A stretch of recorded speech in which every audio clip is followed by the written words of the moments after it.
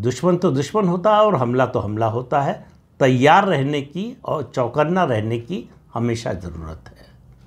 एक जो मिथक था पाकिस्तान के पास, जो चीन से मिला हुआ एयर डिफेंस सिस्टम है, वो बड़ा प्रभावी है और हमारे लिए बहुत बड़ी मुश्किल पैदा कर सकता है, वो मिथक टूट गया। तो चीन से मिले हथियार अभी तक पाकिस्तान के किसी काम नहीं आए हैं। जो भी उपकरण मिले हों, चाहे वो मिसाइल्स हों, चाहे तुर्की से मिला हुआ ड्रोन हो, वो कोई पाकिस्तान के काम नहीं आया है, पाकिस्तान को बचा नहीं पाया है। और अभी तो हमने अपनी नौसेना की बात ही नहीं की है।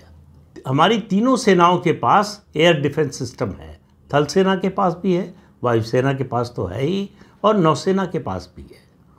तीनों के पास एयर डिफेंस सिस्टम है। वो इतने मजबूत हैं कि उनको भेदना दुश्मन के लिए लगभग असंभव जैसा है। लेकिन ये बात तो हो गई पाकिस्तान की।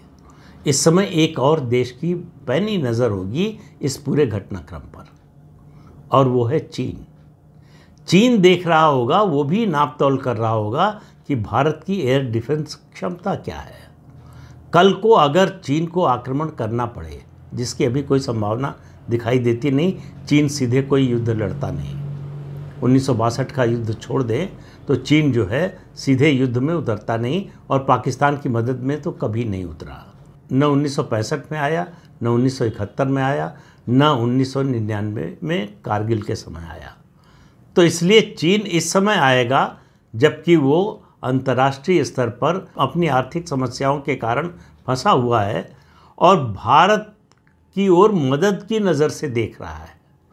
भारत इस समय सबसे अच्छी स्थिति में है उसकी मदद करने की। तो ऐसे में भारत के एकदम खिलाफ जाएगा चीन, वो पाकिस्तान को छोड़ेगा नहीं।